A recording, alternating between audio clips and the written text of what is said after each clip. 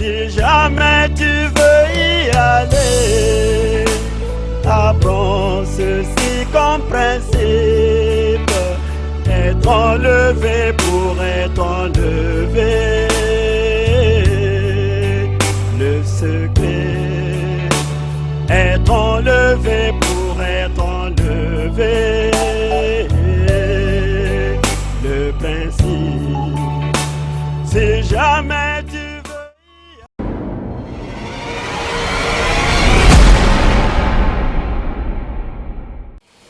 Que le Père de lumière vous bénisse. Ce matin, nous allons aborder un serment très capital, le jugement du trône blanc. Nous sommes dans la dispensation où tous les mystères sont révélés, rien ne nous est caché, parce que nous avons dépassé la dispensation de la restauration des dons, mais nous sommes au temps de la dispensation des mystères.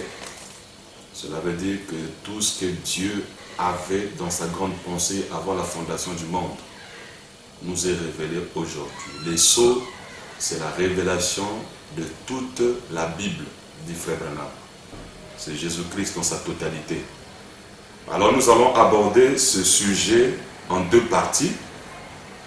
Et ce matin, nous allons le prendre comme à l'école de dimanche, comme une leçon de l'école de dimanche. Nous allons aborder ce sujet-là en deux parties. Alors, je prends ma Bible dans Matthieu, le chapitre 19, le verset 27. Il est écrit ceci. Pierre, prenant alors la parole, lui dit, « Voici, nous avons tout quitté, et nous t'avons suivi. Qu'en serait-il pour nous ?»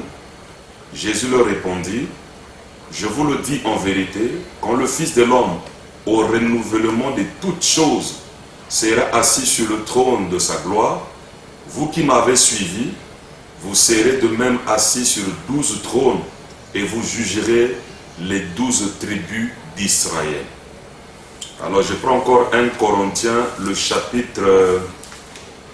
1 Corinthiens, le chapitre, je crois bien que 6. 1 Corinthiens, le chapitre 6. Il est écrit ceci. Il est écrit ceci. L'un d'entre vous, lorsqu'il a un différend avec un autre, ose-t-il plaider devant les injustes et non devant les saints? Ne savez-vous pas que les saints jugeront le monde?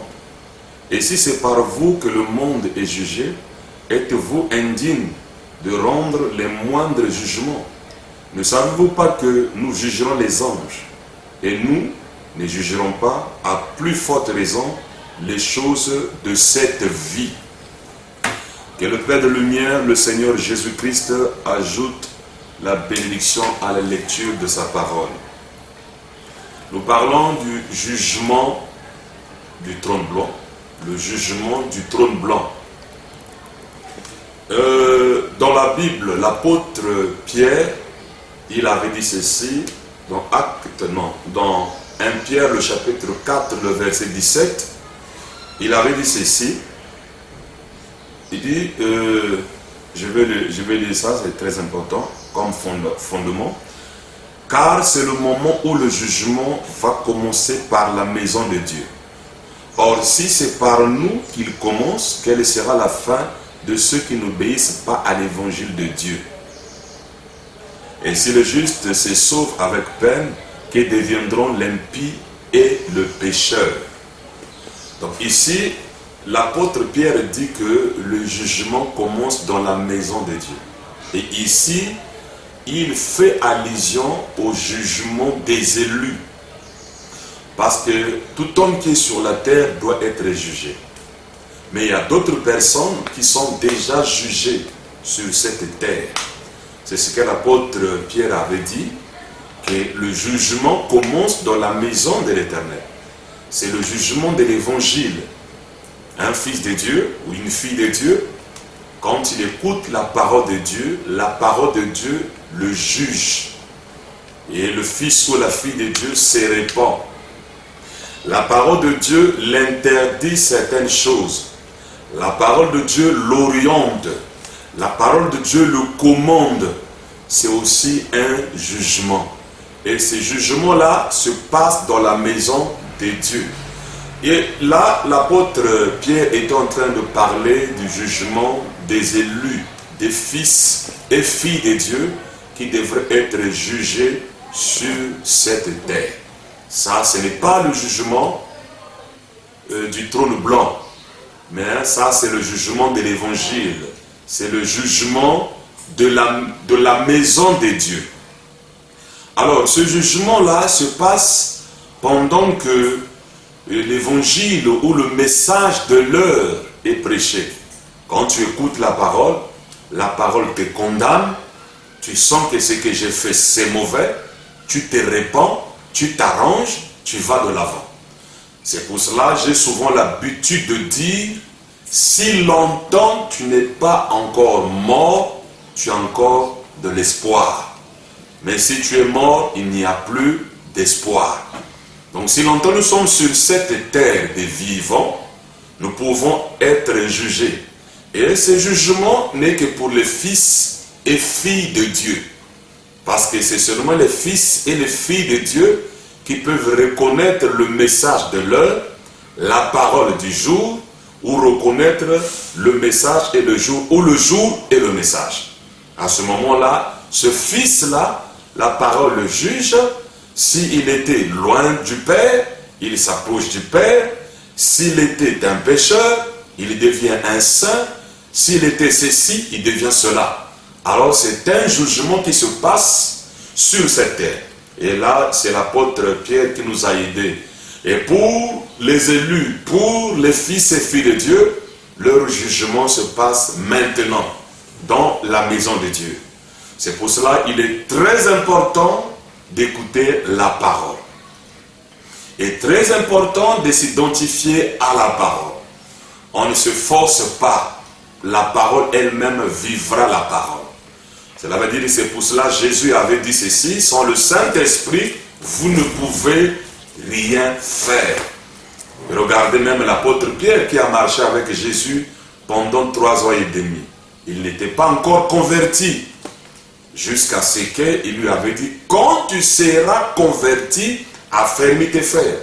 Et l'apôtre Pierre, c'était un élu. Il était un fils de Dieu. Et il avait reçu le Saint-Esprit le jour de la Pentecôte. C'est à ce moment-là que l'apôtre Pierre était converti. Et par là, nous comprenons que la conversion, ce n'est pas la justification, ce n'est pas la sanctification, mais c'est quand quelqu'un reçoit le Saint-Esprit dans son âme. Et à ce moment-là, comme disait Frère Branham, celui qui a le Saint-Esprit aimera toujours voir les portes de l'Église s'ouvrir. Et il va commencer à mettre les choses de Dieu à la première place. Et les choses du monde, ça sera des choses secondaires. Voilà, c'est une personne qui est changée, qui est née de nouveau. Et on peut dire qu'il n'y a pas de condamnation pour ceux qui sont en Christ. Voilà, ça c'est un jugement aussi. C'est la Bible qui le dit, c'est Pierre qui le dit, que le jugement commence dans la maison de Dieu. C'est un jugement. Donc quand l'évangile est prêché, c'est le jugement de l'évangile. Et ceux qui s'identifient, à ce moment-là, ils ne sont plus condamnables. Et c'est ce que l'apôtre Paul avait dit, il n'y a plus de condamnation pour ceux qui sont en Christ. Alors, ne perdez pas l'idée, nous sommes sur le jugement du trône blanc. Alors, quand Jésus était venu à sa première venue, la Bible dit ceci, il était rentré dans la synagogue. C'était sa coutume de rentrer dans la synagogue. Et il est écrit ceci, on lui avait remis le livre d'Ésaïe. Donc le prêtre a pris le livre, il a remis à Jésus, et Jésus l'ayant déroulé, il a maintenant pris Ésaïe 65. Ésaïe avait beaucoup de pages. Ésaïe avait beaucoup de prophéties concernant même Jésus et concernant le millénaire, concernant l'éternité. Frère Branham dit, le livre d'Ésaïe à ce soir, lire page, voilà, ce sont 6 pages, je crois bien. Donc c'est comme la Bible. Donc Ésaïe a parlé du millénaire, il a parlé de l'éternité, il a parlé de toutes ces choses-là. Mais quand Jésus arrive, on lui remet le rouleau, il prend le rouleau, il déroule, il ne va pas dans 1000 chemins, mais il cherche la prophétie qui le concerne. Il dit ceci: l'Esprit du Seigneur m'a oint pour annoncer la bonne nouvelle, délivrer les captifs, publier une année de jubilé. Et il a parlé de l'année de grâce. Frère Branham dit, il s'est arrêté quand il avait dit pour annoncer l'année de grâce. Et le verset 2 de Ésaïe 61, il y a l'année de grâce et l'année du jugement, ou l'année de vengeance. Et Jésus ne pouvait pas disloquer la parole, ni mal interpréter la parole, ni mal placer la parole. Il s'est arrêté là où la prophétie lui concernait. Il a juste à parler de l'année de grâce. Et Frère Branham dit, la deuxième partie, c'était la prophétie qui concernait la seconde venue, le jugement. Donc, la première partie, c'était la première venue, et la deuxième partie de Ésaïe 61, le verset 2, concernait la seconde venue, et Frère Branham dit, le jugement. Alors, mes chers amis, ici aussi, il y a un jugement. Et ici, c'est aussi un jugement. La première venue, il n'est pas venu pour juger, mais il est venu pour délivrer les captifs, annoncer l'année de jubilé, une année de grâce. Et Jésus, connaissant la parole, parce que lui-même était la parole, il n'a pas pris la deuxième partie qui parlait du jugement. Alors nous avons reçu un prophète qui est le révélateur de la parole divine. J'ai parlé du jugement des élus. Le jugement qui commence dans la maison de l'Éternel. Le jugement qui fait qu'un fils de Dieu qui était païen, et qui était pécheur, et qui était ceci, cela, il devient un fils de Dieu, né de nouveau parce que la parole lui a jugé. Et il s'est acquitté au jugement. Et il devient un saint, lui qui était souillé. À cause de quoi? À cause du jugement de la parole, qui commence dans la maison. Alors, dans la maison de Dieu, bien sûr. Alors, ici, Jésus vient, il prend le livre, il déroule le livre, il prend une partie de la prophétie qui parle de la grâce, mais la deuxième partie, il s'arrête, parce qu'il connaissait bien la parole. Alors, nous allons lire Frère Branham qui va nous le confirmer, et à ce moment-là, on pourra dire quelque chose là-dessus. Frère Branham dit ceci. Il dit, dans aujourd'hui, cette écriture est accomplie. Il dit ceci, comme l'écriture est précise. Si vous remarquez bien, ici, c'est le passage de Ésaïe 61, 1 à 2, que notre Seigneur lisait. Ésaïe 61, 1 à 2. Mais au milieu du verset 2 d'Ésaïe 61, il s'est arrêté. Le passage où il est dit, l'Esprit du Seigneur est sur moi pour publier une année de grâce. Puis, il s'arrête. Pourquoi?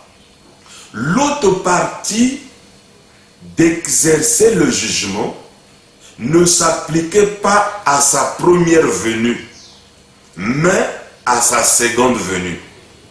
Voyez-vous? Ça ne s'appliquait pas là. Vraiment, les Écritures ne font jamais d'erreur. Elles sont toujours parfaites. Jésus s'est arrêté exactement là où l'Écriture s'arrêtait. Parce que c'était exactement ça qui devrait être confirmé à son époque. Alors, pendant cette première venue, à cette époque, excusez, alors pendant cette première venue, à la seconde venue, il exerce un jugement sur la terre. Mais pas cette époque-là. il devrait publier une année de grâce. Alors Frère Branham continue, il dit, la même brochure, il dit ceci, maintenant il va dire que c'est aujourd'hui. Il dit ceci. Or, l'autre partie là, comme je l'ai dit, il n'avait pas à répondre à cela. En effet, c'est ce Messie qui doit maintenant venir. C'est à ce moment qu'il va exercer un jugement. C'est ce Messie qui doit venir, c'est alors qu'il doit exercer un jugement. Et William Branham nous a éclairci sur la prophétie d'Ésaïe 61. La première venue, c'était juste l'année de grâce. Mais la seconde venue, ce n'est pas l'année de grâce, mais c'est le jugement. C'est pour cela que nous allons essayer de creuser le message pour éviter la tribulation. Écoutez, mes chers amis. Là, nous comprenons que Jésus, à sa seconde venue, doit être un juge. Alors, c'est pour cela. Branham dit ceci, l'agneau immolé. Au frère Branham dit, quand Jésus est mort à la croix de Golgotha, jusqu'en 1962, avant l'ouverture des sceaux, ça c'était la dispensation de la grâce. C'est l'année de la grâce. Ça, ce n'est pas le message du jugement. C'est pour cela, l'agneau devait rester sur le trône pour faire l'intercession jusqu'à ce que le dernier élu puisse rentrer. À ce moment-là, il peut quitter le trône d'intercession et ouvrir les sceaux. L'agneau ne peut pas ouvrir les sceaux étant un agneau. Cela veut dire un avocat. Parce que un agneau, c'est un avocat. C'est un intercesseur. Donc il ne pouvait pas ouvrir le livre en tant qu'intercesseur, en tant qu'avocat. Mais il ouvre le livre en tant que le juge. C'est pour cela qu'il est écrit ceci, dans le message de William Branham. Il dit ceci, l'aigle, l'agneau, et puis nous avons le roi. Il dit encore, le prophète, le sacrificateur, et nous avons le roi. Vous voyez? Donc l'aigle, l'agneau, le lion.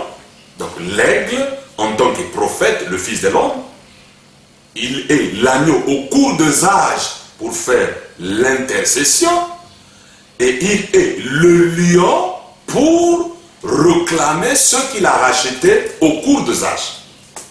Et nous avons l'aigle, le fils de l'homme, le prophète, sacrificateur au cours des âges pour faire l'expiation. Et nous avons maintenant le roi pour régner. Alors Frère Branham dit qu'il était dans l'année de grâce, ou le jour de la grâce, mais la seconde venue, il est le juge. Donc, il est l'agneau à la première venue, mais à la seconde venue, il est le lion. Et le lion, c'est le juge. Vous voyez? C'est pour cela, autrefois, on appelait les bergers. Vous voyez? Dans Éphésiens 4, nous n'avons pas un ministère qu'on appelle berger. Ça n'existe pas. Mais pourquoi on l'appelait les bergers? Parce que les gens se sont identifiés à la première venue. Parce qu'il était le berger, il était aussi l'agneau. Mais à sa seconde venue, il n'est plus le berger, non messieurs. Il n'est plus l'agneau, non. Mais il est le lion de la tribu de Juda, il est le juge. Donc vous ne pouvez pas avoir le livre des sceaux sans qu'il soit le juge. Vous ne pouvez pas croire la seconde venue si longtemps il n'est pas juge. Il doit être le juge pour que ça soit la seconde venue, pour exercer le jugement. Et ça aussi, ce n'est pas le jugement du trône blanc. Je veux m'expliquer ce qu'est le jugement. Écoutez, mes chers amis, William Branham va à la 6e dimension. Il dit, où est Jésus? On lui dit, il est un peu plus haut. il viendra premièrement à toi pour te juger. Et nous aussi, nous viendrons. Gloire à Dieu sur la terre. Il viendra d'abord à toi pour te juger. Et nous aussi, nous viendrons. Frère Branham dit, il viendra moi pour me juger parce que je suis un chef. Oui. Est-ce que tous les chefs seront jugés? Bien sûr.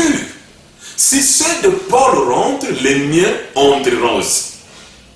Donc, la seconde venue, quand il vient dans la nuée, il vient pour juger les chefs de chaque âge.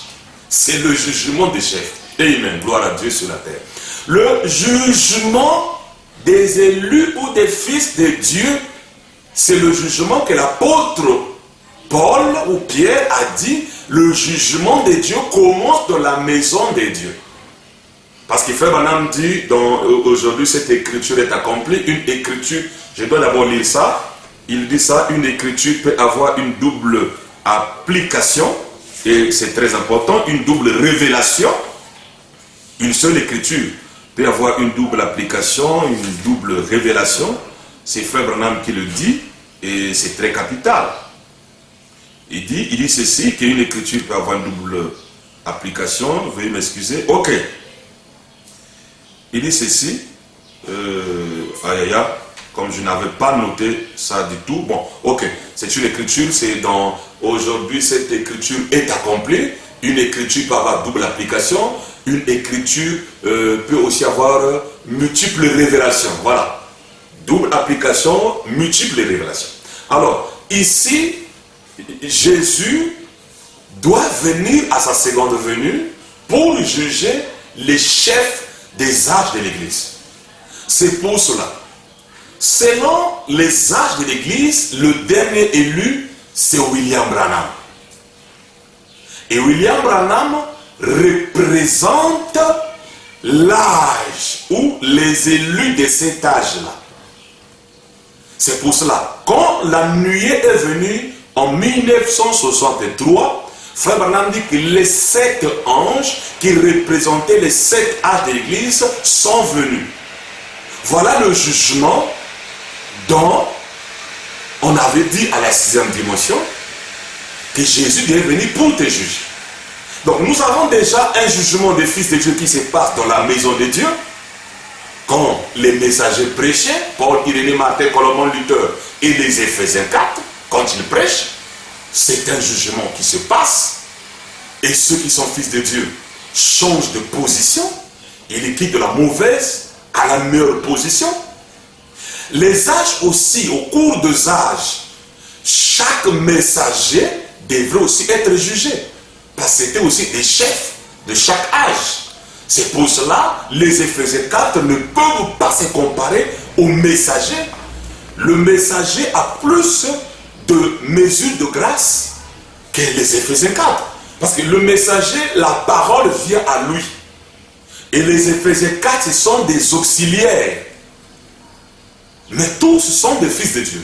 Nous arriverons au jugement du trône blanc, et cela vous comprendrez comment ce jugement-là se passera. Alors ici, nous avons compris que Frère Branham, on lui avait dit que les chefs devraient être jugés. Donc à sa seconde venue, il est le juge. C'est pour cela que nous avons maintenant des juges apostoliques, comme autrefois il y a eu des bergers.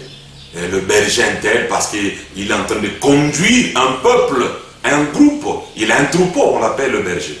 Mais dans cette dispensation où il est le juge, il y a ceux qui se sont déjà identifiés, qu'on appelle des juges apostoliques. On peut t'appeler juge docteur. Hein? Parce que tu t'identifies juste à la dispensation où tu te trouves. Alors, je vais lire le jugement pour Frère Branham dans la vision. Le 5e sceau, Frère Branham dit ceci. Et j'ai dit, eh bien, pourquoi est-ce que je ne peux pas voir Jésus? Il a dit, eh bien, il va venir un jour. Il viendra d'abord à toi. Donc, comment Frère Branham peut quitter la terre et vous dites que Jésus viendra à qui? Jésus viendra d'abord à toi.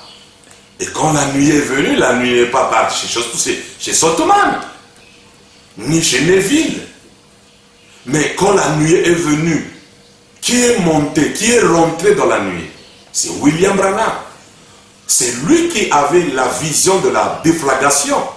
Et dans la vie de la déflagration, même Joseph Branham n'était pas dans la nuée. Parce que c'est le messager. Ça veut dire que le prophète majeur, le messager qui rentre dans la constellation de la nuée. Parce que c'est eux qui doivent être jugés. Donc Jésus viendra premièrement à toi. De la même manière, il était venu premièrement à Jean-Baptiste. Il doit venir premièrement à toi. Quand il est venu premièrement à Jean-Baptiste, c'était l'année de grâce, de jubilé. Mais quand il vient à William Branham, c'est le jugement. Nous allons y arriver. Il dit ceci, et j'ai dit, eh bien, pourquoi est-ce que je ne peux pas voir Jésus? Il a dit, eh bien, il va venir un jour, il viendra d'abord à toi. Et alors tu seras jugé. Suivez bien la lecture. Il a dit, ces gens-là, ce sont ceux qui sont convertis grâce à toi que tu as conduit. La vie me dérange vraiment. Et j'ai dit, tu veux dire que parce que je suis un chef, que j'ai 3 points, qu'il va me juger? Il a dit oui. J'ai dit, est-ce que tous les chefs devront être jugés comme ça? Il a dit oui. J'ai dit, et Paul, il a dit, il lui faudra être jugé avec les siens. Eh bien, j'ai dit, si son groupe à lui entre, le mien entrera aussi. Parce que j'ai prêché exactement la même parole. C'est ça, j'ai dit, il baptisait au nom de Jésus et j'ai fait de même, j'ai prêché 3 points. Donc, William Marion Branham ici nous dit, selon le 5e sceau, qu'il ne pouvait pas mourir sans que Jésus ne vienne à lui pour le juger. Et comment vous allez dire que William Branham est rentré à la maison sans que Jésus ne vienne, sans que Jésus ne le juge? Alors nous allons rendre le prophète comme un faux prophète. Nous allons dire comme si Jean-Baptiste, qui était le premier précurseur de la première venue de Christ, a eu raison, il l'a présenté, et le second qui a le ministère plus grand. Alors je peux d'abord le dire, Jean-Baptiste était le précurseur de la pierre angulaire, et il était le prophète le plus grand depuis Enoch jusqu'à lui. Et William Branham est le précurseur de la pierre de fête. Il est le plus grand prophète, commençant d'Enoch jusqu'à nos jours. Qu'est-ce qui faisait que William Branham soit le plus grand prophète? Ce n'est pas parce qu'il guérissait les malades, parce qu'il ressuscitait les morts, parce qu'il décidait les pensées. Ce n'est même pas ça. Mais c'est le ministère de la pierre de fête. Jean-Baptiste n'a pas fait un miracle. Jean-Baptiste n'a pas chassé un démon. Mais le fait de présenter la pierre angulaire, il était le plus grand prophète. Et William Branham, le fait de présenter la pierre de fête, le plus grand prophète d'Enoch jusqu'à nos jours. Nous avons le tableau. Et Branham dit, prêchez par les types, vous n'allez pas brancher. Ma typologie et ma théologie. Et mon maître William Branham disait, je n'ai pas beaucoup étudié, c'est pour cela que je ne prêche pas des types. Et moi aussi, je dis la même chose. Alors, mes chers amis, le jugement d'Ésaïe 61, c'est le jugement des messagers. Parce qu'ils ne pouvaient pas venir juger les messagers étant un agneau. Non, il doit pas être un agneau. Et chaque messager avait son groupe. Parce que là où Branham dit dans le 5e sceau, il dit, est-ce que Paul sera jugé avec son groupe? Et il dit, les miens aussi. C'est comme si nous appartenons maintenant à William Branham. Les miens aussi entrera parce que j'ai prêché comme Paul. Cela veut dire que William Branham était aussi jugé comme tous les messagers étaient jugés. Donc, la seconde venue, c'est là où il y a un grand mystère. Il y a un plan de la rédemption. Dans le monde que nous avons ici, il y a un dernier élu qui va rentrer. Mais ce dernier élu était représenté par William Branham. C'est William Branham qui l'a représenté quand il y a eu le jugement des chefs. Donc William Branham avec son groupe, ce n'est pas la naissance qu'on devrait attendre. Non, on n'attend pas la naissance. Mais ici, c'est par représentation. C'est là où nous tous, ceux qui sont fils et filles de Dieu, sont sortis dignes. Ceux qui étaient derrière tous les chefs. C'est pour cela, quand vous refusez le message de votre jour, tu es déclassé de la course. Du coup, tu deviens un faux one. Parce que tu refuses le messager de votre jour. Et si vous voyez quelqu'un commencer à écarter William Branham, dites-vous, il s'est écarté du chemin. Parce que c'est William Branham qui l'a représenté comme digne. Et c'est pour cela, nous allons rentrer dans les Écritures pour montrer cette seconde venue. Pourquoi Frère Branham s'est posé la question au sujet de cette nuit? Frère Branham s'est posé la question, comment lui qui était jeune peut-il avoir des cheveux blancs? Il le demande à Jack Moore. Jack Moore dit que non, il est dans son corps glorifié. Frère Branham dit que cela semblait bon pour un théologien, mais chez moi ça ne sonnait pas très bien. Frère Branham va prier. Dieu va lui révéler. Et il viendra dire ça quand il a commencé à prêcher, c'est le lever du soleil. Il a commencé à parler de ça, je crois bien que c'est en 65, si je ne me trompe pas, qu'il a commencé vraiment à parler de cette perruque blanche. Dieu lui dit que les juges anglais d'autrefois, quand il faisait le jugement, il portait la perruque blanche. Donc, ici, la nuée que tu vois, les anges que tu vois, ce sont les anges qui l'ont couronné, c'est la perruque blanche parce qu'il est le juge suprême. Comme on l'a vu dans l'Apocalypse, le chapitre 1. Là, la ceinture n'est plus au niveau de la taille, mais au niveau de la poitrine. Il est le juge. Donc Dieu enseigne Frère Branham qu'il est le juge. Et la nuée que nous voyons là, c'est la perruque blanche, montrant qu'il est le juge suprême. C'est pour cela, dans les symboles, on dit qu'il avait des yeux comme des flammes de feu. Frère Branham dit les yeux qui pleuraient, mais il pleurait, il était un agneau. L'agneau ne revendique pas ses droits. Vous pouvez lui arracher la barbe, lui taper, faire tout ce que vous voulez. Il ne va rien revendiquer.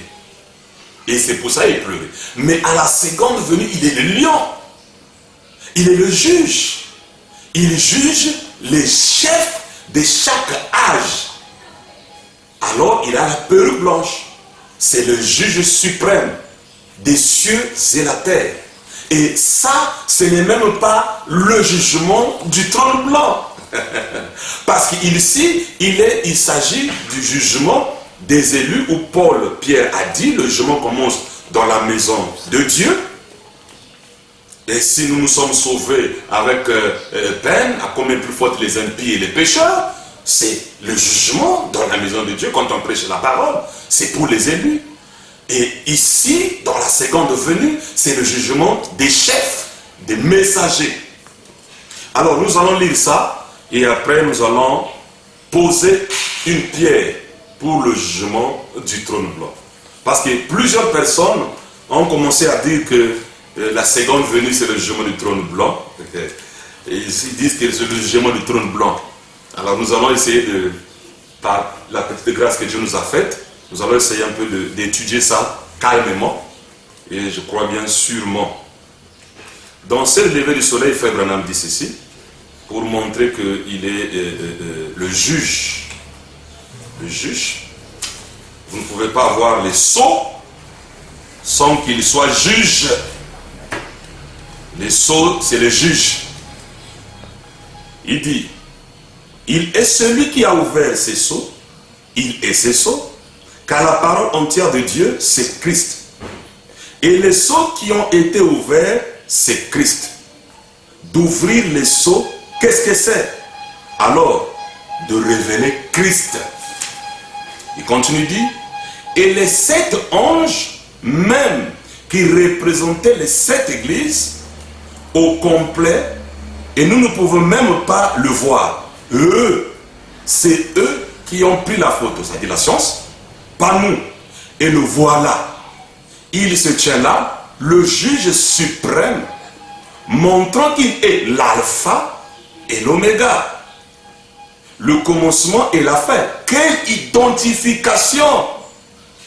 La puissance vivifiante a produit sur nous cet effet-là. La puissance vivifiante nous a donné de voir sa venue. La puissance vivifiante nous a montré de voir sa venue. Il est l'alpha, il est l'oméga. Et il est le juge suprême. Et nous avons lu qu'il vient pour juger les chefs. Alors, la deuxième citation, j'avais entendu, maintenant je vois, Frère Branham dit, il dit ceci, je vais couronner ceci, il dit, combien d'entre vous reçoivent les bandes? Avez-vous entendu parler de monsieur quelle heure est-il?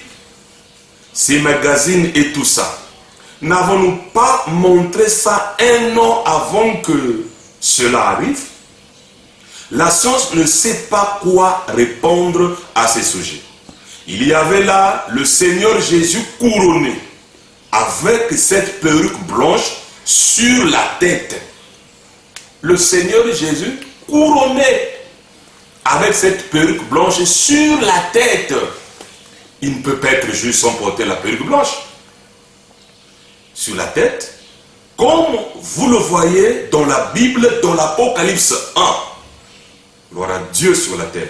Et dans Daniel, le juge suprême du ciel et de la terre, juste là. Même la science ne peut pas voir ce qu'il en est.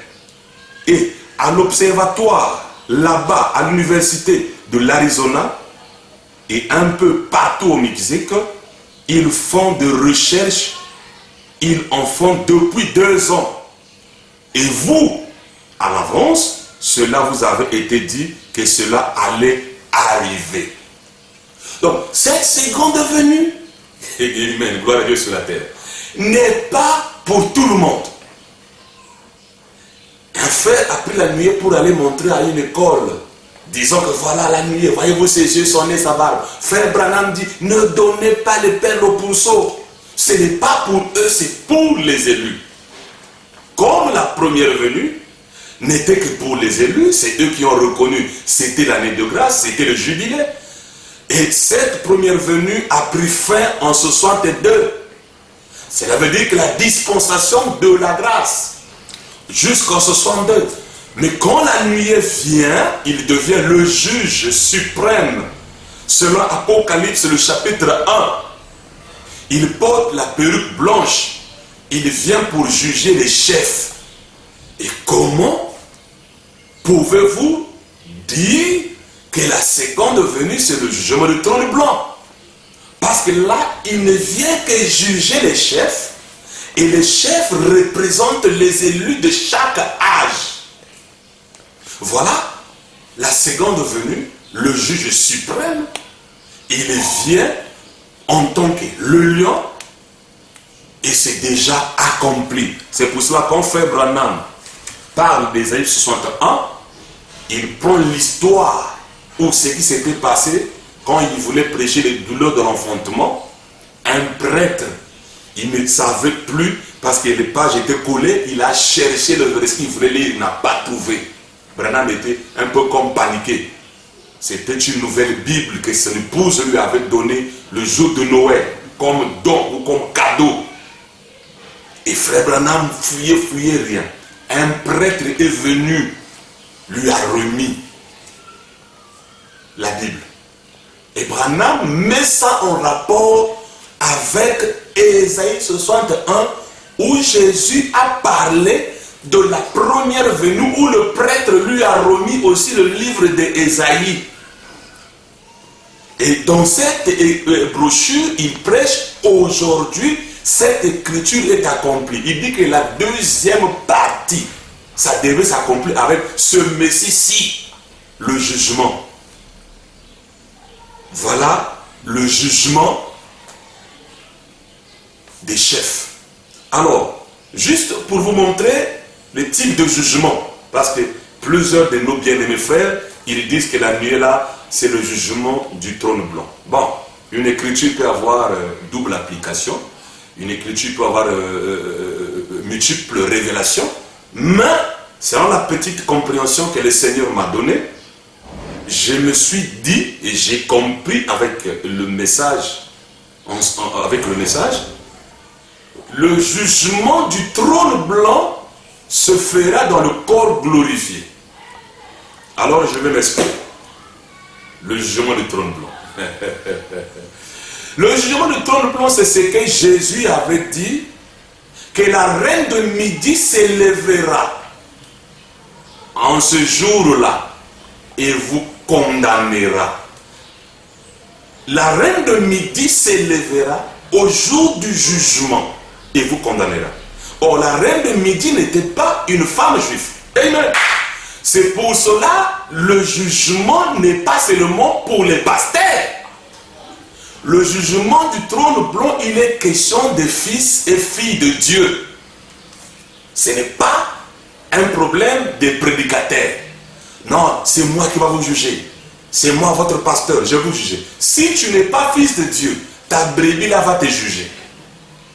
C'est-à-dire la brebis là qui est sur les bancs que tu prêches là, c'est lui qui va te juger. C'est ce que frère Branham dit. Regardez ici, cette femme-là, elle était une femme, une Éthiopienne, une femme noire. Mais Jésus dit, cette femme va condamner la génération des Juifs. Parce qu'il dit, il y a ici plus que Salomon. Voilà le jugement du trône blanc.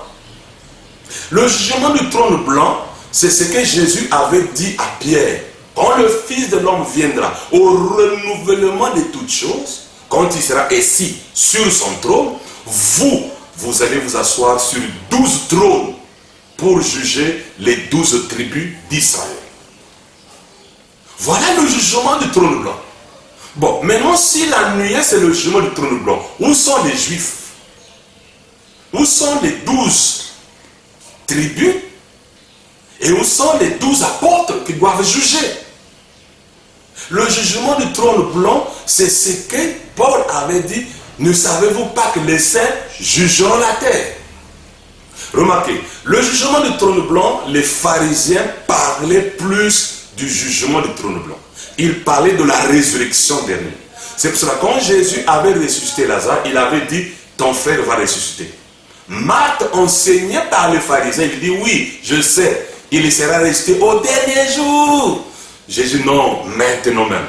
Donc les pharisiens, les religieux, par la révélation qu'ils avaient, ils savaient qu'il y aura une résurrection générale et un jugement. Voilà le jugement du trône blanc. Donc le jugement du trône blanc, c'est l'épouse ou l'époux avec l'épouse qui va juger au jugement du trône blanc. Donc, dire que Jésus va juger seul, c'est une fausse doctrine. Ce n'est pas une doctrine qui est claire. Dire aussi que c'est William Branham qui va nous juger, c'est une fausse doctrine. Dire aussi c'est mon pasteur qui va me juger, c'est une fausse doctrine. Non. C'est l'épouse qui va juger. Parce que l'épouse a été déjà jugée. L'épouse sera enlevée. L'épouse passera dans le millénaire. Et après le millénaire, c'est là où nous avons le jugement du trône blanc. Voilà, parce qu'aujourd'hui, beaucoup, frère, c'est pas toi, tu n'as pas de problème avec moi. Moi, de toutes les façons, moi je vois Dieu, moi je crois Jésus, je crois selon mon prophète, frère, moi je crois le prophète, moi je crois Jésus. Mais si cet homme-là est fils de Dieu, sache-le, les saints jugeront la terre. Les 12 tribus, ce n'est pas les hommes des nations qui vont juger les 12 tribus, parce que nous sommes en Israël. Alléluia. C'est pour cela, les Congolais, ce sont des Congolais qui vont juger les Congolais. Gloire à Dieu sur la terre. Le jugement de l'âge. William Branham était déjà jugé à la nuée. Ça, c'est l'âge. C'est pour cela, dans la vision préalable de l'épouse, chaque nation avait son drapeau. Parce que le jugement se fera avec les fils et les filles de Dieu. C'est comme ça que le jugement va se passer. Donc, l'époux avec l'épouse. Jésus avec son épouse, jugeant ceux qui ont rejeté la parole. Ceux qui ont rejeté le message de l'heure. C'est pour cela, attendez quand nous allons arriver à la deuxième partie. Nous montrerons comment le jugement se passera.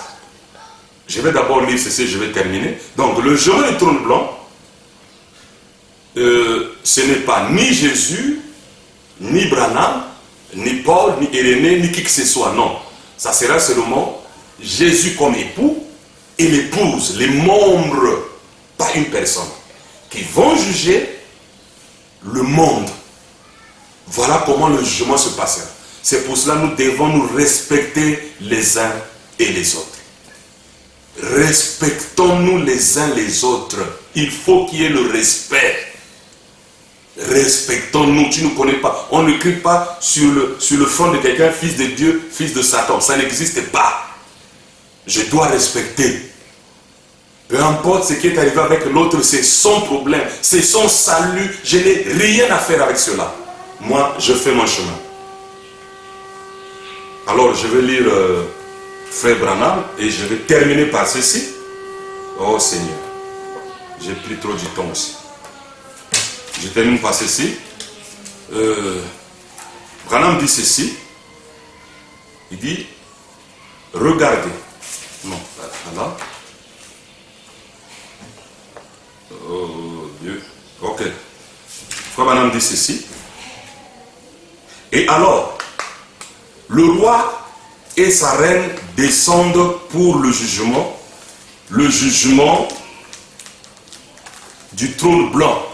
Donc, le roi et la reine, ils vont descendre pour le jugement du trône blanc, le roi et la reine. Et alors, le roi et la reine descendent pour le jugement du trône blanc, s'assit. Et les livres furent ouverts et se tient l'église rachetée de Dieu vivant, née du Saint-Esprit. Je ne parle pas lecture, c'est très capital. Et alors le roi et la reine descendent pour le jugement. Le jugement du trône blanc s'assit. Et les livres furent ouverts. Et là se tient l'église rachetée du Dieu vivant, née du Saint-Esprit. Elle se tient là dans sa beauté pour juger. Les livres furent ouverts, le jugement s'assit, et chaque homme fut ainsi jugé. Là, c'était le pécheur. Et un autre livre fut ouvert, pas pour l'épouse remplie du Saint-Esprit. Elle n'aura jamais part à cela, parce qu'elle a été prise dans l'enlèvement. Il dit, et vous êtes remplis du Saint-Esprit ce matin, et que la puissance de Dieu agit dans chaque fibre de votre corps. Ça ne servirait à quoi